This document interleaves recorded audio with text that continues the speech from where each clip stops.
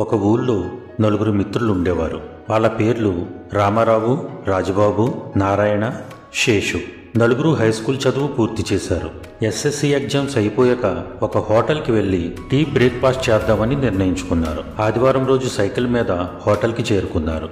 వాళ్ళు నలుగురు మాట్లాడుకోవడం మొదలుపెట్టారు. 40 ఏళ్ల తర్వాత మళ్ళీ ఇదే తేదీన, అంటే ఏప్రిల్ 4న ఉదయం 10 గంటలకు ఈ హోటల్లో కలుద్దాం అన్నాడు రామారావు. ఎందుకలా? అన్ని సంవత్సరాలు కలుసుకోకుండా ఉండడం ఎందుకు? ఎన్నాళ్ళు కలిసి తిరిగాం, కలిసి ఆడుకున్నాం, కలిసి గడిపాం. కనీసం 2-3 సంవత్సరాలకు ఒక్కసారైనా కలుసుకుంటే బాగుంటుంది కదా అన్నాడు రాజబాబు. అలా వద్దు, ఎవరి దారిన వాళ్ళు వెళ్ళిపోదాం. 40 సంవత్సరాల తర్వాత కలుసుకుంటే ఎవరు ఎలాంటి స్థాయికి చేరుకున్నామో ఒకరికొకరు చెప్పుకుంటే చాలా థ్రిల్గా అనిపిస్తుంది అన్నాడు నారాయణ. సరే, అలాగే చేద్దాం. అప్పటి వరకు మనమందరం చాలా కష్టపడాలి, మంచి స్థాయికి రావాలి. మనం మళ్ళీ కలిసిన రోజు మన స్థాయి గురించి గర్వంగా చెప్పుకునేలా ఉండాలి అన్నాడు శేషు. చివరికి ఈ ఆలోచన మిత్రులు నలుగురికి అంగీకారం అయింది. తమకు టీ బ్రేక్ఫాస్ట్ అందించిన వెయిటర్ నాగరాజు ఇదంతా వింటున్నాడు. అతను నెమ్మదిగా వాళ్ళ దగ్గరకు వచ్చి ఇలా అన్నాడు. నాది మీ వయసే. 40 సంవత్సరాల తర్వాత నేను ఎక్కడే ఉంటే కనుక మీ అందరి కోసం ఈ హోటల్లో వేచి ఉంటాను అన్నాడు. వాళ్ళు నవ్వుతూ సరే అన్నారు.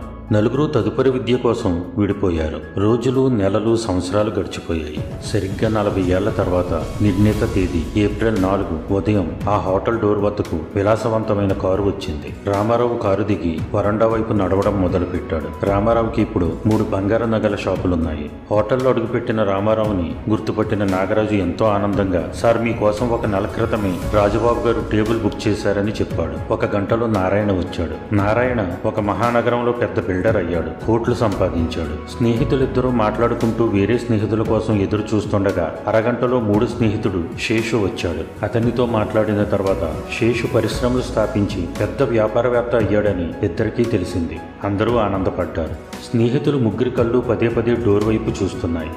రాజబాబు ఎప్పుడు వస్తాడా అని. ముగ్గురు 40 ఏళ్ల తర్వాత కలుసుకోవడం వల్ల చాలా ఆనందంగా ఉన్నారు. గంటల తరబడి కబుర్లు చెప్పుకుంటూ జోక్స్ వేసుకుంటూ కాలక్షేపం చేసినా రాజబాబు రాలేదు. మనకి టేబుల్ కూడా బుక్ చేసి రాజబాబు రాకపోవడం చాలా బాధగా ఉంది. మనం నలుగురం కలుసుకుంటాం అనుకున్నాను బాధగా అన్నాడు రామారావు.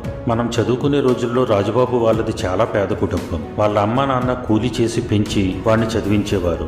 బహుశా తన జీవితంలో ఏమీ సాధించలేకపోయి ఉండొచ్చు. అందుకే మన మీదున్న ప్రేమతో మనల్ని మాత్రమే కలిపి మన మధ్య తను కలవడం ఇష్టం లేక రాకపోయి ఉండొచ్చు.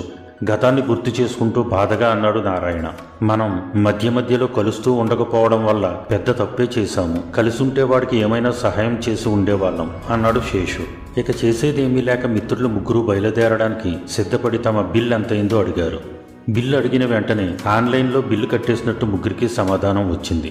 ముగ్గురు బయటికి వచ్చారు. అప్పటికి సమయం రాత్రి 8 గంటలైంది. సరిగ్గా అప్పుడే ఓ యువకుడు కారు దిగి బయలుదేరేందుకు సిద్ధమవుతున్న ముగ్గురు స్నేహితుల వద్దకు వచ్చి ఎదురుగా నిలుచున్నాడు. ఆ ముగ్గురు ఆ వ్యక్తిని చూస్తూ ఉండిపోయారు. వచ్చిన ఆ యువకుడు, నేను మీ స్నేహితుడు రాజబాబు గారి కొడుకు రామ్ కుమార్ని అంటూ చెప్పడం మొదలుపెట్టాడు. ఈ రోజు మీ రాక గురించి నాన్నగారు చాలాసార్లు చెప్పారు. మిమ్మల్ని కలవడం కోసం ఎంతో ఆతృతగా ఉండేవారు. ఈ రోజు కోసమే నేను ఎదురు చూస్తున్నాను. కానీ గత నెలలో తీవ్ర అనారోగ్యంతో మా నాన్నగారు చనిపోయారు అంటూ ఒక క్షణం ఆగి కళ్ళు తుడుచుకుని మళ్ళీ చెప్పసాగాడు. చనిపోయే ముందు మా నాన్న ఇలా అన్నారు. నేను ఈ లోకంలో లేనని తెలిసినప్పుడు నా స్నేహితులు ఆనందంగా గడపలేరు. ఒకరినొకరు కలుసుకున్న ఆనందం కోల్పోతారు. నా గురించే తలుచుకుని కుమిలిపోతారు. అందుకే ఆలస్యంగా వెళ్ళమని ఆదేశించారు. తన తరపున మిమ్మల్ని కౌగిలించుకోమని కూడా అడిగారు అంటూ తన 2 చేతులు చాచాడు. మిత్రులు ముగ్గురు ఉబికి వస్తున్న దుఃఖాన్ని ఆపుకుంటూ కౌగిలించుకున్నారు. చుట్టుపక్కల జనాలు ఈ దృశ్యాన్ని ఆసక్తిగా చూస్తున్నారు. ఈ యువకుడిని ఎక్కడో చూసినట్లు ఉంది అనుకుంటున్నారు.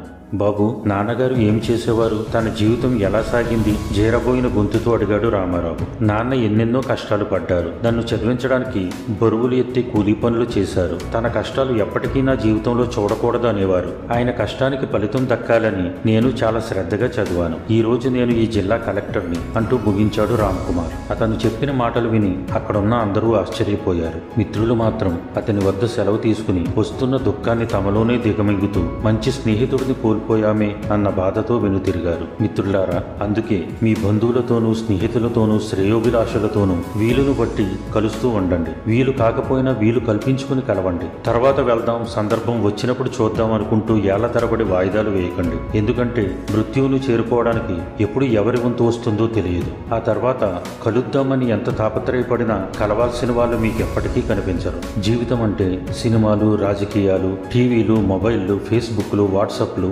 బార్లు, రెస్టారెంట్లు లాంటివి మాత్రమే కాదు. అమ్మలు, నాన్నలు, తోడబుట్టిన వాళ్ళు, అమ్మమ్మలు, నాన్నమ్మలు, తాతయ్యలు, స్నేహితులు, బంధువులు, సరదాలు, సంతోషాలు అన్నీ ఉంటేనే నిజమైన జీవితం.